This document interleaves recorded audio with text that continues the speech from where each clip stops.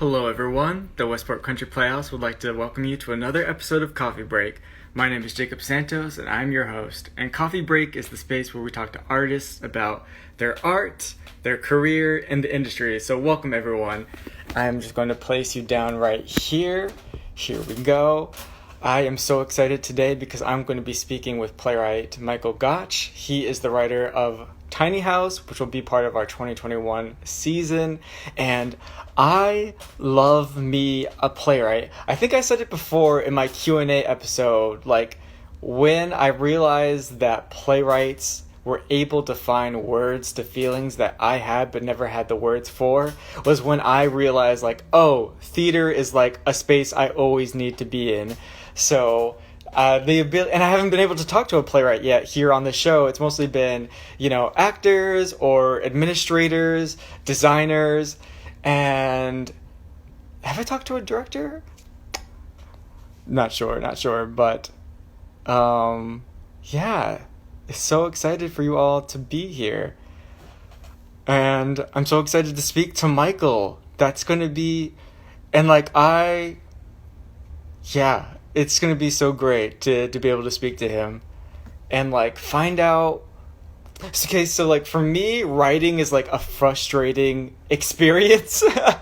I always find myself, as I grow, the words that I wrote in the past become outdated. So as I grow as a person, the thoughts that I have about certain topics or subjects, I become more articulated in, or I found better words or better phrases or better ways to explain those thoughts or ideas.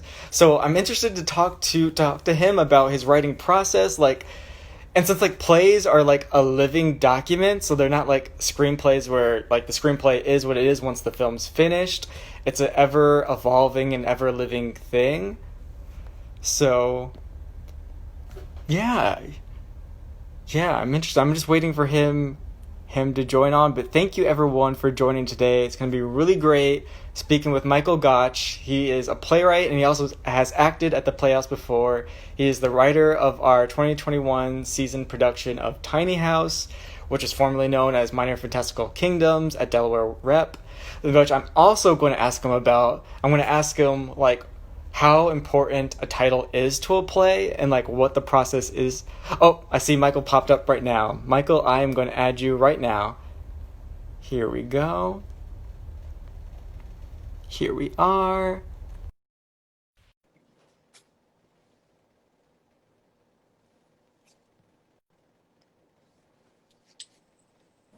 Michael, what's up? Hey, how are you? Thanks for joining me. I'm good. Can you okay?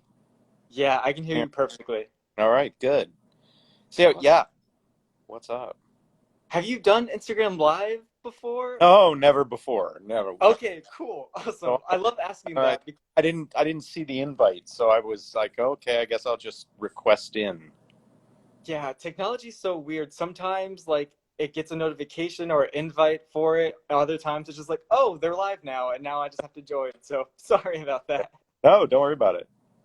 How's it Awesome. going? But Yeah. so let me ask you. So something I like to ask, I used to ask the guests, how are they doing? But then I realized that's kind of a loaded question to ask during this time. So I'm just going to ask you, how have you been taking care of yourself? Uh, how much time do you have? A lot of it is the same thing every day. Luckily where I live, it's fairly rural, down in Delaware, so my house backs up right to a trail that goes right to the state park. So I've been staying outside a lot, and I've always been someone who hikes a lot and stays outdoors with my dog, who's over here. He may come over and say hello at a minute, but I'm not going to get him involved at this. Yeah. I'm still getting used to talking on this. So anyway, I've been outside a lot, and I've been, just trying to kind of keep, like most people, I imagine, in this scenario, are trying to keep themselves in a routine that makes sense and is healthy, and they Mhm.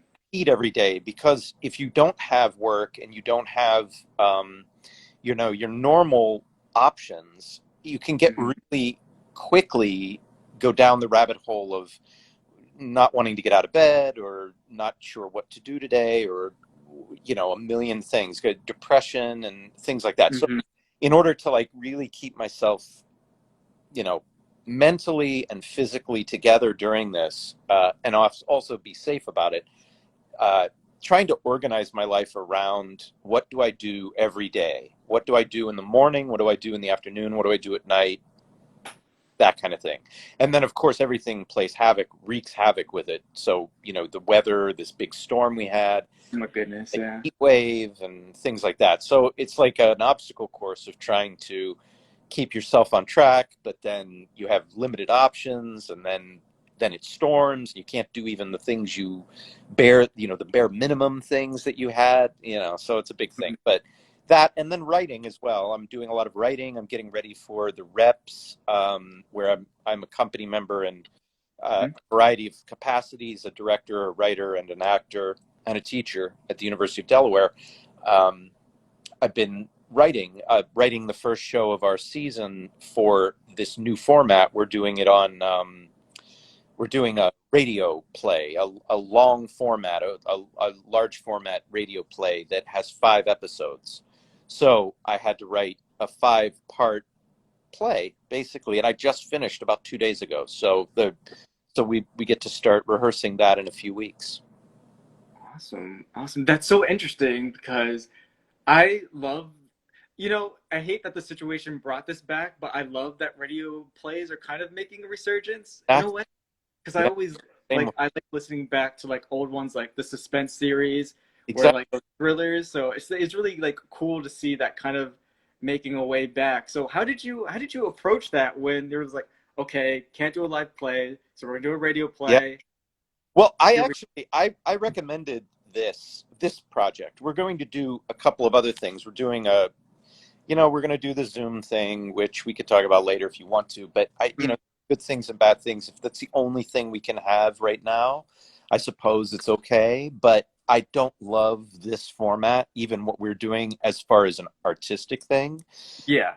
As far if to talk like we are, an interview, or talk with your parents, or see the new baby, or say hello to your friends.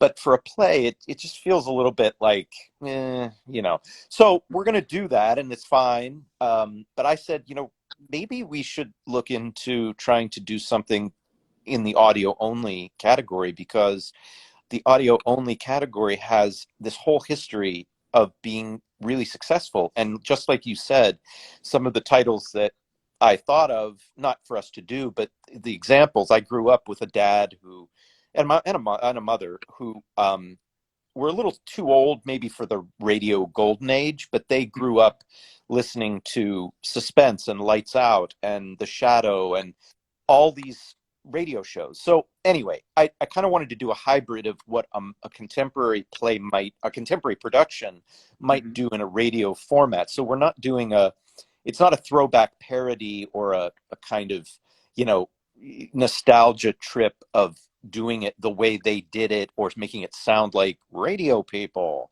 But it's that format, and it's going to try to use all of the available benefits of an oral experience as opposed to a visual one, and make the listener really have to create the images and the pictures themselves. And it's not that far from what we already do a lot of. I have friends who listen to podcasts and listen to a million books on tape, and so we're already in a sense trained for it. It's just we don't think of it in terms of theater.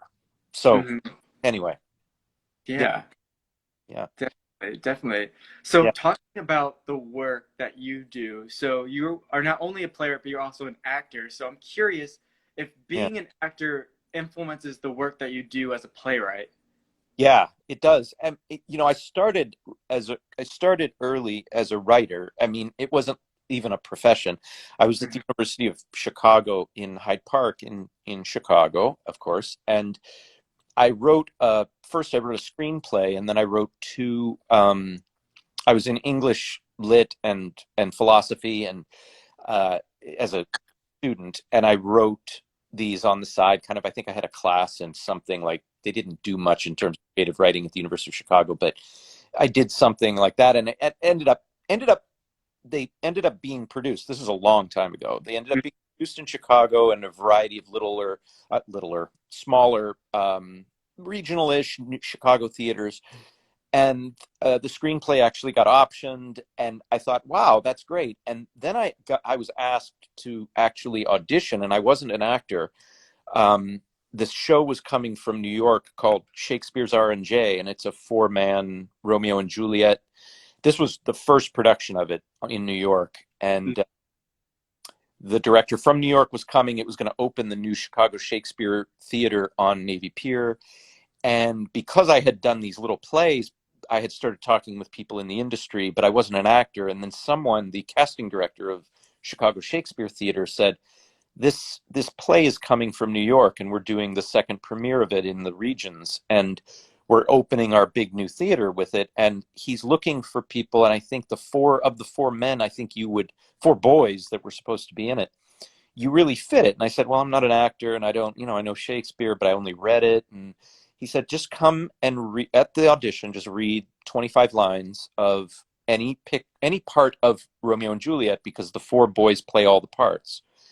So, I didn't know what I thought, okay, whatever, I'll just go read this. And I picked a speech of Benvolio's. I don't know why anyone in their right mind would pick Benvolio as their audition piece, but I didn't know what I was doing. And I ended up getting cast, and I got my equity card right off the bat. And then I said, well, maybe I want to act. And I ended up going to grad school and did that. So it's come full circle. It's a long story for how I became an actor, but also how I got back to writing, which is that I put writing aside for, almost 20 years since then. And now that I've had all that experience as an actor all over the place, and classics and new plays and contemporary plays and, all that stuff, to have that experience of how stories are told through performing them and working with a director on table work and doing that whole thing,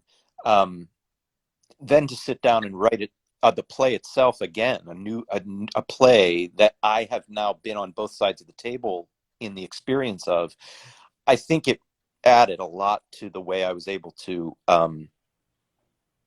write it with an eye and an ear to functionality as much as creativity, so that it works for actors and it works for audiences. Because so many plays that are written by only writers, you end up trying to fit squares into round holes, and they're brilliant speech, but it doesn't work as an active thing. And not that I'm perfect in any of that stuff, but that became kind of the game.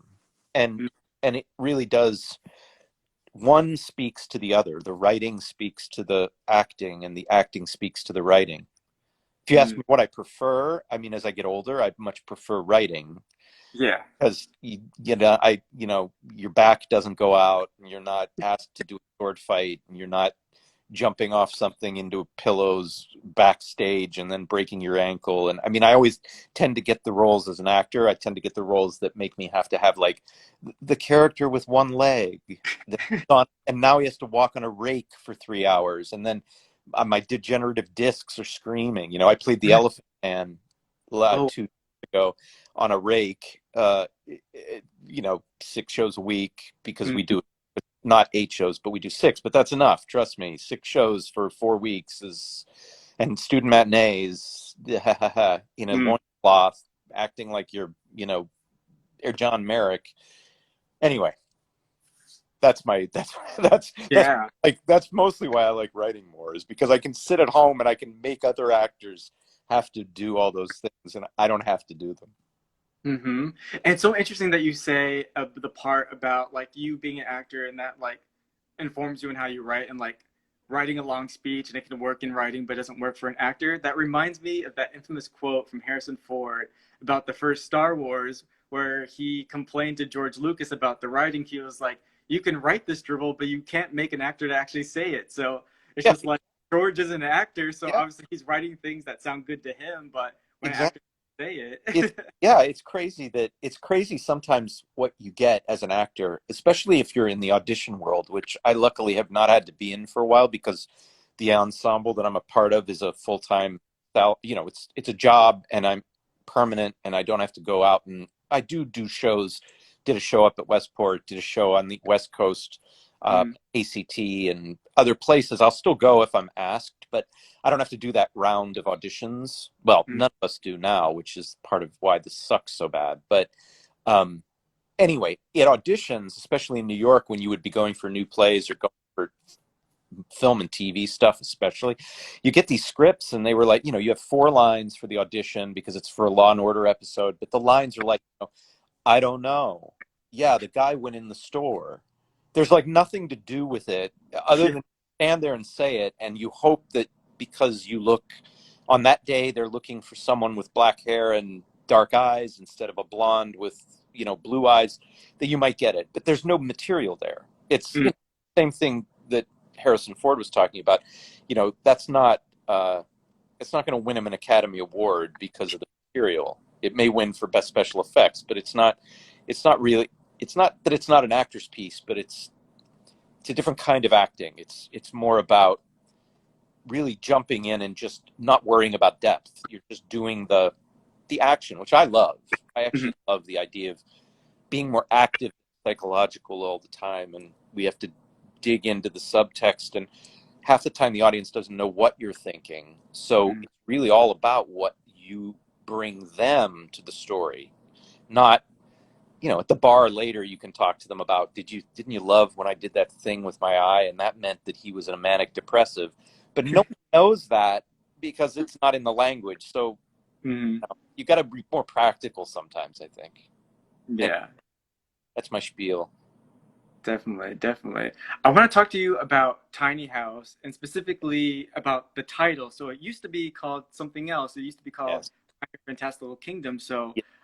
I'm wondering, how important is a title for a piece? And like, can you also explain like what the process was with changing those titles? Like, what was the reason? Yeah, the title for me so far, I mean, now I've only written 2. Luckily, they've been fairly successful in the sense that they're both produced and both have won a couple of awards and things like that. But I've only had 2 of them, 2 full lengths, and then this new 5-part adaptation of Dracula.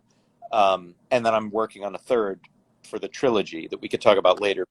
We don't have to. But what was your question? What was the question? Oh yeah, like how important is the title to a play, and like what was the reason Oh, the behind title. the change?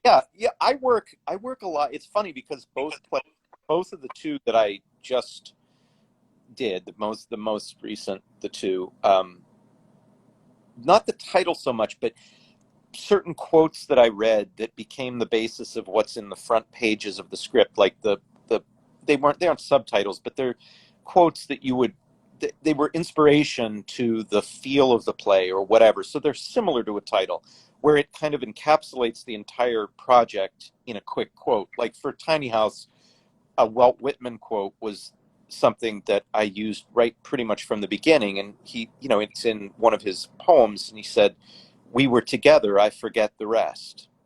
And that simplicity of that idea that we can have a million things happen to us, not only in a life, but in a scenario, whether it's the pandemic or Trump's presidency, or for some people, if it had been Clinton's presidency, or anything that is traumatic, a time frame or an era that you had to live through.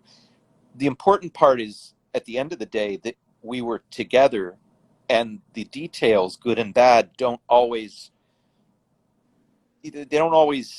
compute at the end of the day. They're not what matters. What matters at the end of the day is that you found some kind of connection with the people whom you had to go through it with. That's a lot of widths, but anyway. So the title for Tiny House was initially Tiny House a long time ago, and then as we got closer to the first production with Mark down here at the Rep, we found out that another playwright had written a play that was going to be produced concurrently at another major regional theater of the same size as Westport and the Rep. and we didn't want the two plays, and they had already announced before we did that we were the season announcement. So we went through some, we talked to a couple of people. Theresa Rebeck, the playwright Theresa Rebeck, was a kind of a mentor of mine when I was writing these plays, and I asked her advice, and she said, I don't think you want to get into the problem of potentially having people, wondering what play is which play is which, or what writer is writer, and anything involving like, did you steal or did they steal the idea? And they weren't the same play at all. But so anyway, if it was a game of chicken, we blinked first, and I changed it to Minor Fantastical Kingdoms because it was a title that, after thinking through a lot of different things to call the play other than Tiny House, which still is the best title, it says something about the play's environment. It's a fantastical place where these people live in this tiny house, and it's minor because it's small, and the play is about the kingdoms that we each inhabit, ideologically, politically, personally, the world we create that we think is right, and that then butts up against the people in our lives. So our husbands, our significant others, our wives, our mothers, our fathers, generationally, friends, neighbors, all of that. And so for me, that title really worked. Mark was like, it's too much, it's too loud, it's too many words, and no one, blah, blah, blah. And it was fine. He's right, but basically, but at the same time, it's like, it does to me work for the play. That said, I'm glad we're going to say it's Tiny House again, because that was the original title, and it's just better. I love that. And you mentioned previously about the trilogy, so I'm really curious about. So this, like, Tiny House and Starter Pistol are part of a trilogy, but like it's a thematic trilogy, right? So it's like Starter Pistol isn't a narrative sequel to Tiny House. So I'm really interested in those like kind of pieces in trilogy. So when did you know this was like a connected pieces? Well,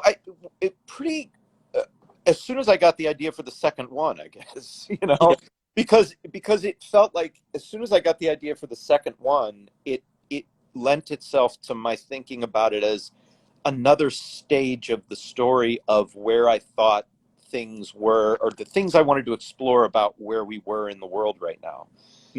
And not to make it sound like these plays are like, a Facebook post about, don't do this, hate me, or I hate you, or whatever.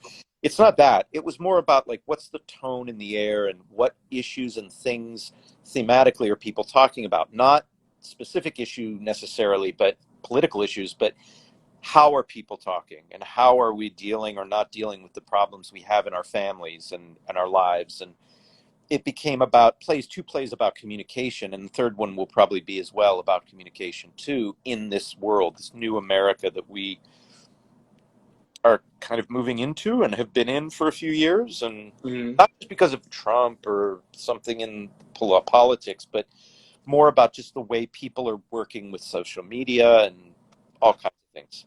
So the first idea came, Tiny House came, and then I came up with a second idea, and I thought, what if I looked at because the people in Tiny House are more in the vein of kind of upwardly mobile. It's more West Coast, but they're more like they might live in Fort Greene, Brooklyn. They all compost, and they all recycle, and they all have all this kind of social, justice kind of thing in them. But there's also a lot of divergence inside of their group about certain things, and some anxiety about where we're headed. So the second play became more about a more rural and more Midwestern, and without typing them politically, a more conservative family, and how the same kinds of things pop up for them in their own scenario. That's what Starter Pistol was. And then the third one is just an altogether different. It's similar in some of the themes, but it's just a one-person show, and it's almost like it's almost like if you could imagine an OCD episode, mixed with a one person waiting for Godot. That's what it is. Sounds like a big hit, I know, but I love it's that. both funny and weird and all things, and I'm into it enough to know that it is the thing that I want to finish, which you Mm, don't always know. Sometimes you write something and you go, wow, that's great for 5 pages, and now I don't really know where to go with it, and I'm going mm. to eat it. Definitely. That brings up an interesting topic. So I'm curious. So Starter Pistol was part of the Playhouse's New Works program. Hmm. So how do you feel as the writer going into that process? Because for me, whenever I write something, I know it's going to be looked at. I feel like I could just black out. You know what I mean? Like it's just Yeah, like such a vulnerable experience. So like what is that process for you like? it's interesting. Maybe because 20 years of being an actor and the world being where it is and all that, I kind of just don't care what people think anymore. Not in a way that's like, yeah, I'm going to do it because I want to make you mad or whatever, but um, more like, this is what I have to say, or this is what I'm going to do as an actor right now, and I'll take all the notes you want to give me. And that's part of the great part of it, was to go in without defenses with someone like Mark, and even some people, like Liam, if you know Liam from up at Yeah. Westport, and Bethany, and they're not scared of saying, and they shouldn't be. This scene, I think we need to look at this scene, or having other people read it and say, you lost me on this part of the play, and what would make it. It doesn't mean I have to do any of those things, and it Mm-hmm. doesn't mean I have to take it personally, because if they didn't like the play, we wouldn't be doing it. So I kind of have to put aside the idea that everything is an attack on my ego, and just say, okay, you hated that speech. Let's talk about why you hate that speech, and let me try to understand it. And if I agree with it, then we'll cut it or I'll change it. And if I don't agree with it, you can hate it, but it's going to stay in. Yeah. Because at the end of the day, you have to have that confidence as a writer to say, this is, I'll sink or swim on this. Mm. And irrespective of hoping to be liked. And sometimes you get it wrong. Like, I'm sure there are things in both plays that I stood up and said, no, we're not going to cut that, that maybe it would have been better if I cut it. Or some things that I did cut that people responded to badly in the room, that now I wish, I should have trusted my gut and not cut it. So anyway, it's actually not for me, and I'm no more confident than you, I assure you. Um, it's not for me a scary thing to have people read it, because I can laugh at it too if it sucks and say, "Oh, I'm listening to you read that now," and it's like, "Why did I write that line?" Okay, cut that. I'll rewrite it tonight or whatever. Or it works. That was awesome. You did it perfectly. It sounds, what, the rhythm is right. Let's do it. You know. Awesome. Awesome. So let me ask you about post this time that we're in. So when we all are back and able to go and produce live theater again, what is something that is gone right now, but like when we go back and open up, you hope we cherish it more because it was gone during this time? Oh, that's a good question. I hope that we cherish the work. Mm, This is kind of a push for the people who are so hurting right now in my industry, our industry, our art. It's not just an industry, but the industry part of it is dying, and that doesn't mean it's going to die, but it is mm-hmm. dying, and it's in real trouble. And I hope that people appreciate it more when we come back, not just for the art of it, but for the commitment of lives, the commitment of people's lives to it, Mm-hmm. and that translates into greater care taken for the future possibility of something like this happening. And how do we keep people afloat? Not just money, but also like knowing that they are important. It's so hard to get even Congress right now to understand that freelance artists are actually people who had jobs. They're not people who are doing like a show on the weekends, and they don't need the money. They make it seem sometimes when you read the articles that they don't really consider it a profession, and that just isn't true. And so I hope that audiences, when they come back, not only are back to enjoy what live performance can give us, but also understand that it's it's a it's a tough row to hoe what we've been doing and what we do, and it is a job, and that moments like this put in bold relief how hard it is to stay afloat when your whole career is kind of put on hiatus. Mm-hmm. Wow. Thank you. Well, Michael, before I let you go, I want to ask you one more question. Yeah. So I was wondering if you could recommend to our audience here something that you've been consuming during this time. So it could be a play, a book, podcast, music, movie, just something you've been consuming that you can recommend. Oh, well, there's so many things, because if you're like me, like movies and television, certainly bingeable things, and books are a great side thing when you're working on another project, like you're doing these or I'm writing a play, to be able to get out of that and just watch something at night. So a lot of things that I tend to do. First of all, Dracula. If anyone hasn't read that novel, you probably have. It's worth rereading, especially in the moment that we're in. Not just politically and all that, but the disease metaphors and the gender politics and the xenophobia, fear, East versus West, and this kind of tyrant creature that is also very charismatic and gets people to follow him and do horrible things, is strangely on the nose where we're at right now. So in addition to being just a great story, it's also an interesting parallel to where we're at. And then I've just been like, crazy about stupid horror films lately. Like I've been really into the guy who directed that very high end Oscar pick or Oscar winner, or it was nominated a lot. Call Me by Your Name. He went ahead. His second film is a remake of a great Dario Argento Italian horror film called Suspiria. Have you seen it? No. I've seen the original. I've seen the original Well, one. the new one, I loved it. I mean, it's Dakota Johnson is in it, and Tilda Swinton plays like three roles. She plays a man and a woman and an old woman, and it's freaky and creepy and cool and kind of empowering for women. When I watched it, I was like, this is what that movie The Witch wanted to be, which is like this kind of awakening of like this female power that is frightening, certainly for men, but also the problems inherent in. Anyway, not to get too like I'm writing an MFA or an MA dissertation on this, or PhD dissertation on some women's studies thing, but it really is very good, and it's very well acted and very so that's a cool one if you like horror, and you like horror that has some teeth underneath it, some depth. It's good. Awesome. Well, Michael, thank you so much for joining me today. You. It was such a pleasure. I hope you stay safe and healthy during this time. Thank you so much again. Thanks, man.